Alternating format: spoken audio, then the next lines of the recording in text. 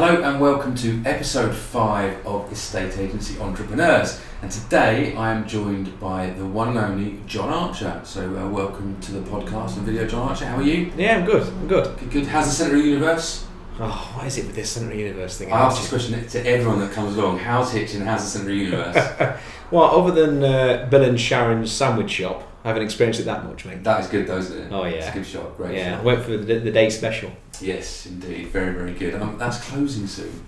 No. They've sold it. Yeah, they've sold it. Oh no, Yeah, why? They're fed up. They've been doing it for 15 years and they've sold lots and lots of sandwiches over the last 15 years and they're just bored of making sandwiches, I think so.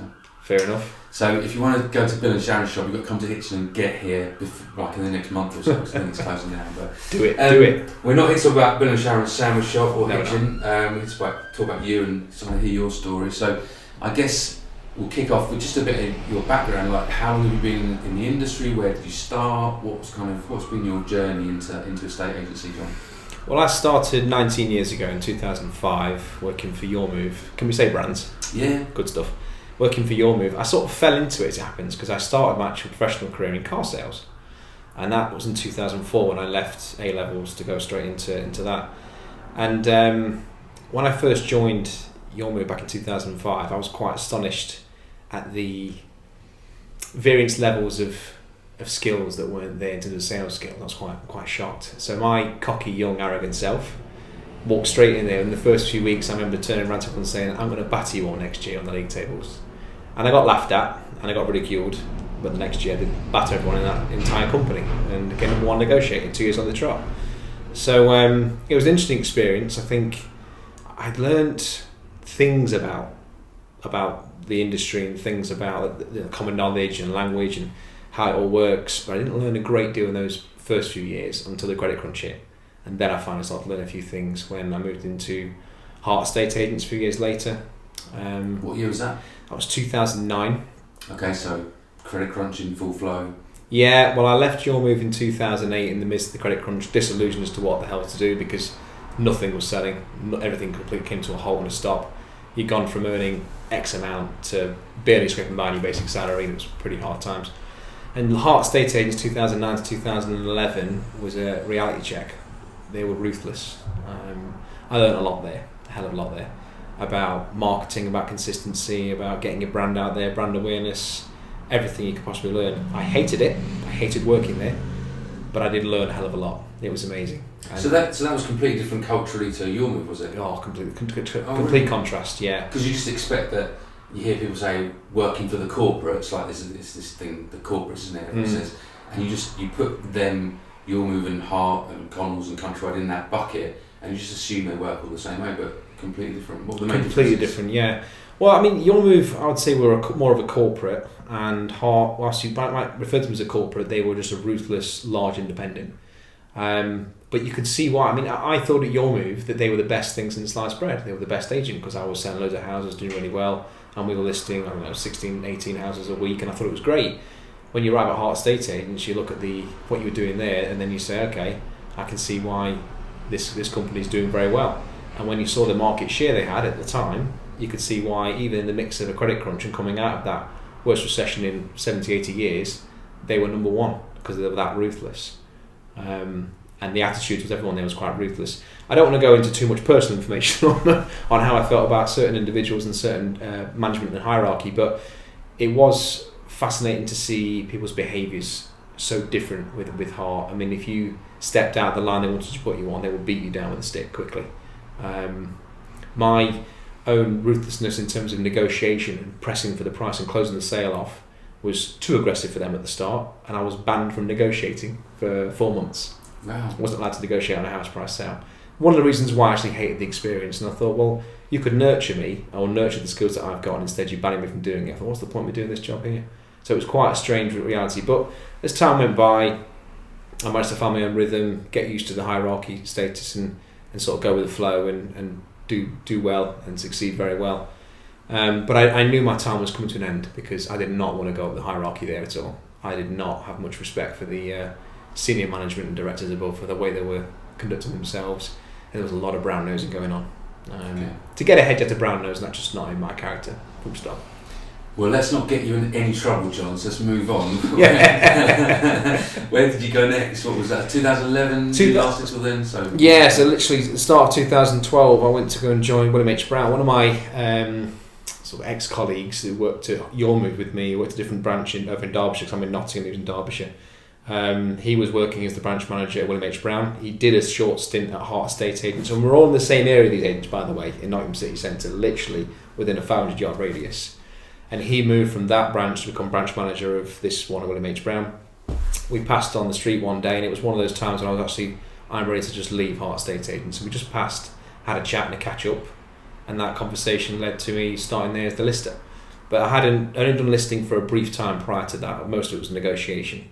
So I was employed as the hot rookie, but I had the drive, I had the inspiration to do it. I knew what I wanted to do and how to do it. And thought, right, let's give this a crack. And his mission was to get that branch as market leaders and catch Hart Estate Agents who were dominating the market at the time. So I said, okay. And eventually, after a bit of negotiation of me taking control of the marketing and the touting and put that with the listing and how to and grow the numbers and grow the boards, we turned that office from 5th or 6th place to joint market leaders in the space of 2.5 years. So my initial reason for joining, we achieved it pretty quickly, I think, in that space of time. And the office attitude completely changed, because I brought in more of a route to the street that I picked up from Hart, with the branch that I walked into just was a bit soft. And I was like, well, you've got to change your drive. The negotiators weren't that driven or that motivated to push those levels.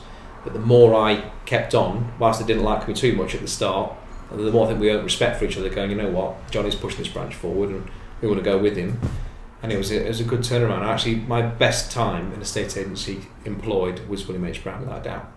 Good, and we'll probably come back to that and how you did that and what the secrets were, because I think there's a lot to be learned from, being in a branch and taking it from 5th to 1st, and how you can use those skills to then be self-employed and build your own business, right? So, absolutely. So we'll come back to that. So what was next?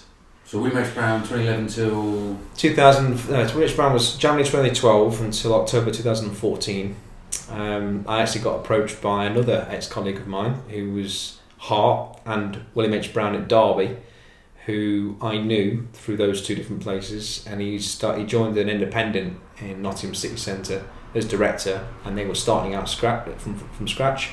Knew of my ability as ability as a lister, because I was the top lister in sequence at the time when I was leaving in the whole company. And he said, right, I want you to come and do the same job you do here, but as branch manager. And at that time I was ready, because I'd hit that ceiling at William H. Brown. I couldn't go any further forward. I couldn't get the branch manager job unless my boss left. Couldn't go up to the director unless so people left. So I thought, okay, this is my chance to really shine now and go on to the next level. So I'd hit my goal at one place. To push my goals to the next level and to go to the next place. So that's what it was. And that was a scratch start, was it? Yeah. Okay. They were a company that were they were called Walton and Allen. What happened with that? Well, I was there for 12 months, exactly a year, and I had new staff that had never done the job before as negotiators and administrator, and I had to train them from scratch to be good negotiators in terms of how to qualify a buyer, how to convert them to sell at financial services appointments, conveyancing, and I was pretty hard on them for the first 7 or 8 months, beating the drum day in, day out. I trained them for 15 minutes every single morning in the morning meeting, as well as doing the figures, to make them understand the levels I want them to get to. And it was like me with a whip. It was pretty a hard time for them, but they shaped themselves well enough to go, now I know what John expects. Their levels increased. And we started off something like, 89th in market share, something stupid. And by the end of the 12 months, we were 7th in market share. So we'd grown rapidly through following what I knew to do from all the previous experiences, from William H. Brown, from Hart, and the Your Move stuff. And these guys that I trained, I no longer needed to train anymore, because they were self-sufficient. They knew the signs of themselves and what to do, what to achieve. And I said for quite a few years that was my favourite time in estate agency, but it didn't end well. So on reflection, it wasn't the best. That's all. You able to say how it ended? What was are they still around now to this day? They are, yeah. But there's some legal issues going on. They're not so 7th in the marketplace anymore. Nowhere near. No, they've fallen off a cliff. So again, before we get in trouble, moving on. Yeah. Moving on. What's next? Purple Bricks. Well, I actually I went back to Sequence, William H. Brown, to go and be a branch manager at Leicester a few months after leaving the Walton Allen job. And, God, that was awful. I hated it. Hated every minute of it. The manager's job in these corporates is all about filling out spreadsheets 5 times a day and reporting figures. There's no sales in it. There was no management really in it. My style of management that I took on previously, I couldn't do that in the corporate world. And by the end of 4 weeks, 2 staff went on sick leave, and the branch was not doing particularly well. And the director said, right, this is not working. It's you got to go. And I went, you know what? I think it's the right decision in the end, because I hated it. Hated every minute of it. And I was looking at other opportunities, and the next thing came along was Purple Bricks. And when was that? What year was that? January 15. Oh, okay, so really early. I mean, they'd only been around for 9 months. April 14 they launched, didn't they? In Leicester. Right. No, just Purple Bricks. First launch. So yeah, right at the start of when they launched in that area. Yeah, very early. Yeah. And that was when it was self-employed. Yeah. So just talk through it. I'm really interested. I think it's really interesting for people listening and watching to hear about your fears of going self-employed, but also what triggers you experienced in your employed role to realise that you could go self-employed, if you know what I mean. So we'll come back to that, but tell us about the Purple Bricks experience. So 2015, that must be exciting. Yeah, when I first joined, I was like, wow, this is the future. This has got some legs. It's going to go somewhere, this is. And I thought, yeah, I like this. And I was really impressed with the first 2 weeks of training that they put you on. So you stay, I was in Birmingham, their main office at the time, and you stay there for 2 weeks in a hotel, and you go through the strict training. They want you to learn a completely different way of working from what you'd sort of tailor your pitch and your proposition to a customer on the high street was completely different for this new online platform. And I thought that this is phenomenal. The tech that got involved is incredible, and I really got on board and went with it. But it wasn't until about 3 or 4, maybe 5 months in, I realised this is fundamentally flawed to the customer, to the client, and it's unless you're willing to deceive for your own back pocket commission, you're not going to earn that much money self-employed here. Why did you believe it was flawed for the consumer? Well, I've been around long enough to know how you can push the negotiation of a house sale. You need to have almost a little bit of an incentive and a drive to want to push that price. And when you're with the fixed fee of Purple Bricks being what it was $895 at the time, once they instruct that fee's been paid, you've been paid. Where's your incentive left? There isn't one. And I need to earn more money. So my focus was not on that one house that's been listed. It was go and list another 50 or another 30 houses to make sure my income as self-employed was good enough. And at the time, I think the listings were £150 per listing that you got paid up front, which might sound good, but if you work that out as self-employed with no salary, that's a lot of houses you've got to list in a month to make decent money for yourself and cover your bills. And I was like, this is not client focused. This is not going to work. And then the whole communication between the buyer and seller directly was treacherous. It was not. You need a buffer. A seller needs a buffer, and a buyer needs a buffer, and that's what you pay an estate agent for. Is that service level, but that expertise, knowledge, and that hand-holding service, but also to negotiate. And when you're skilled in negotiation, but you're taken almost out of the process because doing it directly, that seller's never going to get the best price for that house. Because when someone's going direct, buyer and seller, the buyer knows and negotiating with the person that's going to get the money. So they're always going to come under, and the seller doesn't have any leverage. So they're always going to come down to meet that in the middle. The estate agent, though, creates the leverage. Yeah. You get a relationship with your buyer, you know what your seller wants to achieve, you know what to say and how to say it to get that price from where they're offering initially to not just the expectations of the seller, but even above the expectations. When there's no one in the middle doing that, that seller's lost. So it might be less than £1,000 commission, but you're losing several £1,000s in your sale price, which is going to cost you thousands of pounds. And I think it's interesting. I mean, I was part of that movement of online low fees up front, whatever you want to call it.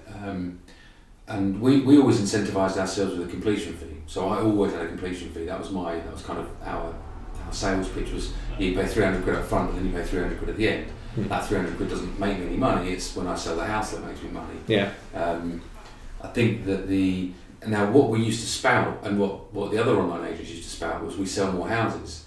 And I think actually there was a lot of merit in the customer paying up front because they were committed. So they were more motivated to sell, even 300 quid.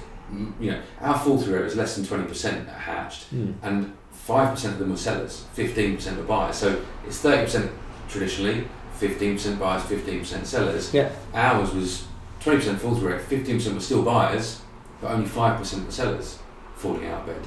So it shut the, and our completion rate was ridiculously high. It was like 65-70%. Yeah. It was insane.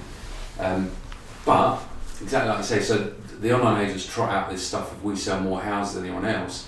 That is because that they do, and that's because the seller is more motivated because they've paid up front. But is the seller getting the best price? Because they've not got that person that sits in exactly what you just said. So it might be good for the seller because they're more of them sell, but are they really maximising their price by negotiating direct with the buyer? No. I mean, I made the mistake selling my house. I sold my own house a few years ago now, and I just accepted because I showed them round and I really liked the couple, and they offered directly to me because they knew I was owned Hatched or whatever. And I should have given it to one of my team to negotiate because I think they'd have made me $5,000 more because I was emotionally attached to it. I just went, yeah, okay, I'll take that.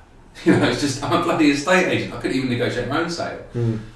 So it's interesting you say that about Purple Bricks at the time. I still think that is true to this day when you put sellers and buyers together, that the seller's not going to end up with the best price. But most sellers, respectfully, they're ignorant of how the actual process of estate agency works. And if they were fully educated, they would not only wouldn't choose an online, they wouldn't choose high street either, because you and I both know that the way the high street is structured is about a target-driven business. The negotiators, like I was for years, your job is to get that property, get your viewing in first before your colleagues, get your offer in first before your colleagues, and close it off before your colleagues get a chance to even book in their viewings.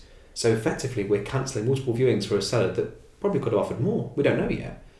And when sellers understand that and realise that, they start to see, okay, I can see the value now in having a really good estate agent where all the traffic comes through one, and it all comes through the same channel. So that agent's working for the best for me. I know we're gonna wax lyrical about self-employed and eXp, but and I don't want it to come across like that. But that again, for me, it's been a real eye opener for the client to see the client winning on all occasions. Yeah. And this is probably why estate agents are not liked in the UK, because they feel like that's happening to them with the traditional model potentially, and because agents aren't self-employed, they're employed, so they're just coming in, they're just going through the motions because it's their job. Yeah. And why actually estate agents are very well respected in every other country in the world. Now they're not popular, don't get me wrong. You go to Australia, you're not going to start having a fanfare when you tell people you're an estate agent, but you're also not going to get people booing you. Yeah. It's somewhere in the middle. Yeah. And that's because they appreciate the fact that actually estate agents do a good turn for agents, and funny enough, it's because they're self-employed. It's their name on their reputation on the line, isn't it? So, it is. So anyway, going back to your history, and there's a few little things I'm going to bring back into the conversation. But Purple Bricks, what was next after that? I came out for a bit. I actually did a short stint in recruitment, which I hated. I was disillusioned after Purple Bricks. I thought, well, I've done High Street, I've seen Purple Bricks, I think the future's going that direction. I couldn't go back to High Street. I found myself in this conundrum in my head of going, I know where the future's going, and that's not quite right, Purple Bricks, that's flawed, but so is that one. That won't last forever. I remember sitting down with two ex-colleagues and saying that within 10 years, it was 2016, within 10 years the High Street would disappear. Now, I wasn't entirely right, but I wasn't wrong. And what I've learned since then is the whole way in which the High Street needs to adapt to a new way of working. I think the new self-employed growth that we're seeing is a result of the service levels improving so much more than self-employed levels. But so I couldn't go back to High Street because I'm thinking, well, I know that's not going to work long term. I don't want to go working for somebody else again who's going to tell me to hit targets when I don't think that's the best thing for the seller. So I took a bit of a stint out and went into recruitment, which I absolutely hated, detested. And after about 12, 13 months of that, I withdrew and actually took a year out completely from working. Had a gap, sold my property that I was living in, and wanted to sort of realise what my future was going to be in the next job role. So the next 2 or 3 years, it was a bit of a trial and error, working out what to do next and where to go, and thinking about things. And I thought I had enough of the industry at that stage. Thought I'm not going to go back to it ever again, until I fell into a new business within sort of new homes portal, where it was a new business, where designer portal, where you get all the new home contractors and you get to advertise all their houses into the portal, and then you sign a contract with the agents getting exclusive access towards new homes. It was an interesting concept, but it wasn't going to work. And after a couple of months of trialing it, it worked out it was not going to work. But incidentally, while you're going back into that sort of sidestep of the industry into sort of new homes, all the language, all my knowledge, all my skills just came right up, and my eyes lit up again, and thinking, Jesus, I know this industry inside and out, I know every speck of it. I should be back in. I should come back. So in January 2020, I moved to Leeds from Nottingham to take a job as a branch manager in a small independent. And I was pleased to be back in, but I had the same issues again, which was I'm getting told to do things that I know aren't correct for the sellers. I need to have some sort of input on the touting and the marketing and the social media channels, because that's the best way of building a personal brand is your social media. And I wasn't allowed to because the owner's wife was in charge, who was just copying and pasting articles every 3 or 4 days onto Facebook. It was like, that's not direct enough, it's not personable. And I say in some respects that, of the greatest way possible, that COVID coming around was probably the best thing that happened to me, because it put me on furlough. I moved back to Nottingham whilst I was on furlough to look after my parents. And during that 4 or 5 month period, it just so happened that I connected on Facebook with someone that I knew was a negotiator in Lincoln, who hadn't done the job that long compared to me. I was thriving, flying, and I couldn't believe it. I'm thinking, how is this doing? So I contacted him. We had a conversation, we met up, and that for me was a no-brainer. I thought, yeah, this is my time. I can set up my own business, do it my own way. This is the correct platform. I like what we're offering. Full autonomy. There's no one going to tell you what to do. You can just design it for yourself and what you know is right. So all my years of knowledge and experience can come into this, and I go, right, let's go with it. Don't need an office, let's run with it. And it's been a wonderful roller coaster of up and downs, but overall I've been riding a wave and still on it. It's great. And that's eXp, obviously. It is. Yeah. So, how's business? What are you up to? What are you doing at the moment in terms of business? You're not high volume. You don't want to be high volume. That's not your thing, is it? That's not one of your ambitions to do hundreds of sales every year. No. Well, during lockdown in 2020, I spent that time watching $1 Million Listing, which I'd never seen before, and watching Selling Sunset, and going, okay, this lifestyle looks glamorous, but in the real world in the UK, that's not quite how it is. We're not drive. The sun doesn't shine first of all, does it? That's a good point. Yeah, we're not selling houses that are 5, 10, $50 million to the rich and wealthy. So I was like, okay, but what they're doing and how they're doing it, what if I could create that in my own space in the Midlands and East Midlands, and try and find a way to list X amount, but focus on those clients individually, and maximise each opportunity with the best fee that I probably could get out of them, and have a business that's not high volume but that works for me in terms of good revenue and gives me the time freedom, gives me the financial flexibility, and helps me to do what I know is right for the seller and for the whole process. And it's taken some time, but I wanted to grow it in a particular way organically, and I've achieved that now. And the first year is always difficult. I suffered in the first sort of 7 months because I had to face 2 more lockdowns in winter time, November 2020, and then Jan to April 2021, and I was out of my skin because at one point I was doing everything right. I was doing mail shots, I was doing social media consistently, I was door knocking, I was putting little flyers through doors, I was canvassing everything, and nothing was happening. But what I didn't know is that I had an audience on Facebook that were watching what I was doing all the time. And literally after we had a conversation at the end of March 2021 where I had a massive rant at you on the phone. I remember. Yeah, I will not forget that one. And within cool though. Enjoyed it. Did you? Yeah, I enjoy those calls. They're great. I enjoyed it. I was drinking two glasses of wine by that point, so I was in a great place after that. But within a week of that conversation, I had a phone call for evaluation, and that they were watching me via social media, and that one person who I did a bit of a deal on to get it on the market, listed it, did a phenomenal job. She went and told all of her friends, all of her family, all of her colleagues, and then the phone just didn't start ringing with referrals for valuations.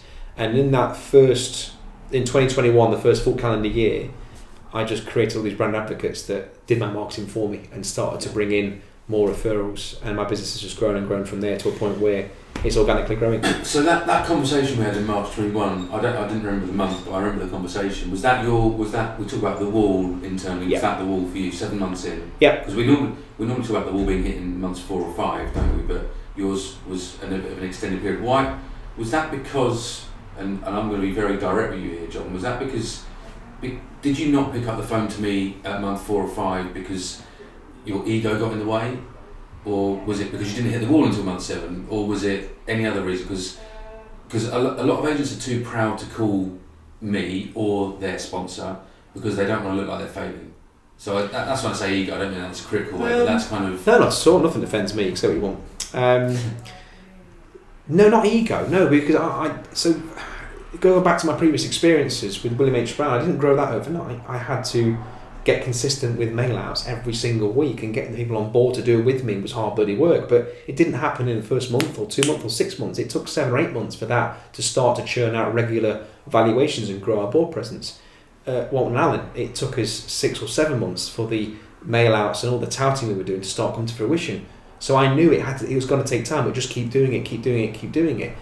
But I couldn't understand when I'm watching people that had joined at the same time as me or just after me had already started thriving, and I'm like, well, how are you achieving that and I'm not? And my biggest failure at the time, I think when we had that conversation in March, is I was comparing myself to other people in the country, and that's just not the right way to go about it, because we're all unique entities, we're not all the same, we all have different circumstances in our markets, different places.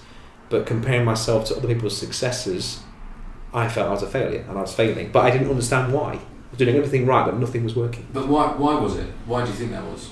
So, just looking from the outside in, was it, and you're just telling your story today, was that because you'd been out of being an estate agent in your local area for the best part of 2-3 years, and so people had forgotten you, for want of a better word, whereas, Tony Ruby in Grantham, he was like Mr. Grantham and known, so he just hit the ground running when he started, and this is... This has been a problem for me. I've not sold a house for 8 years. No one in Hitchin remembers me as an estate agent anymore. It would take me probably longer, so I think that's a really valuable... do you think that's probably why? Spot on. Yeah. I generally think that's the reason, yeah. I actually didn't enjoy being known as an estate agent. That could be some ego-related thing there, but I didn't respect my own industry because I knew it was full of crooks. That was my impression. But that's not necessarily accurate, because there's some phenomenal estate agents out there, employed or self-employed, and a lot of them are brilliant, and I was one of those ones that were brilliant, but I didn't feel the job was respectable to a certain degree, so I didn't want to be known as an estate agent in my local area. And part of my things at Purple Bricks was because I didn't want to get my name out there. I wanted the brand name, but not my name out there. And that's all, I think, fear of maybe insecurities, of being judged and being people looking down on you. There's lots of those voices that have been in my head over the years that have kept me down or kept me back a little bit. But when you go self-employed, you've got to almost put that to one side and go, you know what, I am proud of what I do, I am good at what I do, I'm exceptional at what I do actually, it's time to get out there and start doing it. So there was, if I'd have been doing the job in Nottingham and known on my social media channels for doing this job forever, I think I'd have had success straight away. But I wasn't. I had to start from scratch again almost, and that's probably where, looking back now, I struggled initially with just getting that going. But what I did do is didn't give up. I kept going, knowing that eventually it would turn. Had one rant, and within a week that rant was then pointless because it all changed around. It's amazing how it turns around. You have that, we call it the breakthrough moment, don't we, internally, and it does come at months, somewhere between months 6 and 9 typically. If you carry on, you trust the process, you do all the stuff you're supposed to be doing. Yeah. What was the key? So you said you had a Facebook following and people were watching, but they weren't liking your videos or commenting, I'm guessing. Yeah. Was that the key, or was there a mixture of stuff? What were the things that really started getting you inquiries? I mean, here's the irony. I mean, they were liking, they were commenting, they were sharing in bits, but not at the level that I'm getting today. But the person that first got me through somebody else's door for recommending me if I watched me on Facebook was an old school friend that I'd not seen since 2002. This is 18 years later. I'd not seen, I'd barely spoken to. We just had now and again little comments with his Facebook posts over the years. And it was she that kept pushing my stuff to all of her colleagues and friends, where one of them eventually convinced to take a valuation, and that turned everything around. So you'd be surprised who's on your channels, who you've not spoken to and known for years, who see what you do and go, wow, that's amazing, I'll like that, and I'll share that with somebody else, and I'll show somebody else about that and tell them all about you. And that's been the basis of my entire business now. It's all based on referrals. 87% of my instructions and valuations are referrals. Good. So moving on, fascinating about, everyone goes through the same processes. It's fascinating to see, and obviously you've been with eXp for 4 years now. 4 years in August, yeah. 4 years in August, wow. What does the future hold? I mean, what are you looking at? There's so many different options with eXp. You can grow a team, you can carry on being a solo agent. What's your big vision for the future for Jon Archer? I've set a new set of targets this year for what I want to achieve. My third year was based upon me re-educating myself and learning a lot more about myself and my business and what I want to do with things and educating. So I took some time almost away from the business a little bit to go and educate myself on social media, how to learn about Meta, Instagram, Facebook, and how the algorithms and the AI work, and then how I can grow my business using social media as my platform to get out there and create a personal brand. It cost me some money in that course, but that was an investment in myself, so I thought it was worthwhile doing. And then looking at the plans for what I want to do for the future. And I've always thoroughly enjoyed, when I was at Hart Estate Agents, without being paid for or being told to do it, there was a couple of new starters, and I trained them how to convert on FS, how to qualify buyers, just because I enjoyed sharing my knowledge. William H. Brown, I took one lad under my wing who was brought on board. He was fresh, young, but didn't have the guidance or the training to show how to do the job really, really well, but I knew I had the energy for it. So I took him in my wing without being told to do so and trained him how to convert on listings and how to do valuations and how to pitch and how to convert on FS. And he took it all on board, and he's thrived ever since. He's done exceptionally well. He's now a director partner at a big estate agency in the Midlands. He's doing extremely well, and good for him. But I've always enjoyed passing on my knowledge and experience. So I am looking forward this year to sharing more of that experience with more people and helping them show that, I think a lot of people that look at the self-employed, they're afraid. They go, I'm so cushy on my salary, on my commissions, on my team, I don't want to risk what I've got to go self-employed with my own business. The bit they don't see yet is actually it's probably the best thing you'll ever do, mainly because you'll learn so much in a short space of time about everything. I've learned more in the last 4 years than the previous 15. That's how good my education has been. But the amount of time freedom that you get, the amount of financial flexibility and freedom that this gives you, and the opportunity it gives you to go and do other things, if you want to go into other things and do other businesses, that's the bit that's, I think, not spoken about enough within the self-employed industry. When you're employed, you're set to a set hours, 8 till 6 every single day, 5-6 days a week. You go home and you're exhausted because you're back to back. When you've got the self-employed model, you've got your own business going, you can give yourself the time and the flexibility to go and do things like see your kids, take your kids to school, put them to bed, educate yourself, learn more things about social media, grow your marketing, start a second business if you want to do so, go and play golf 3 times in the week, go to conferences with eXp and learn off the better agents around the rest of the world that are doing really well. You've got all this opportunity that you don't have when you're employed with 25 days holiday a year. It's all your choice to do that. And once you understand how to successfully get yourself started and keep at a certain point where you are achieving what you want to achieve, then it should be for everyone, really. Well, you touched on, I asked this with Brendan May in the previous episode actually, and I often say that I think training is seen as a in the UK, training is seen as a punishment, not a privilege, whereas in America and probably Australia and other countries, I'd imagine training is seen as the opposite, a privilege, not the punishment. Would you agree with that? Do you think training is typically seen as a punishment, and if you do agree with that, why do you think that is? Within the high street, an employed role, yes. I thought it wasn't teaching me anything new. What listers need when they go on a training with the high street is how to proposition your clients better, how to pitch yourself better, how to build a rapport with somebody, how to get them literally listen to your every single word and engage with you. I wasn't getting that at any employed role ever. I had learned that from car sales in 2004 from the best guys I've ever met in my entire life in terms of how to sell, how to close, how to build a relationship, how to qualify. And I've carried that through all my entire career. So in terms of the question about the punishment side of things, I'm not sure a lot of estate agents see the value in it because they go there because they've been told to go there. But I'm not sure how many have actually really learned something.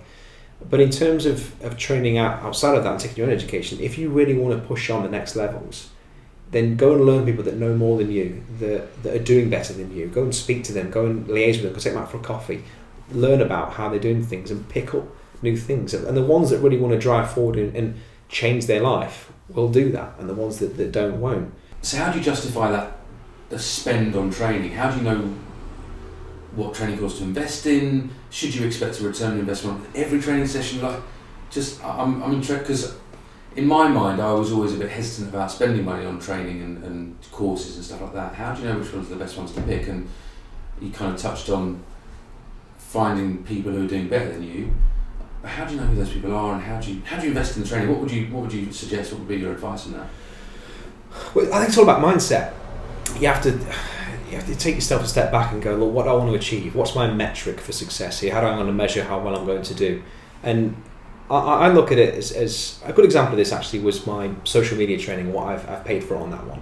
I wanted to learn about the algorithms, the AI technology, how to organically grow my business using social media. So I don't have to use direct mail anymore. I don't have to use flyers or money on print. I can just do things on social media. And that cost me £3,000. But I looked at that as going, that's the £3,000 not just being spent as an investment in myself.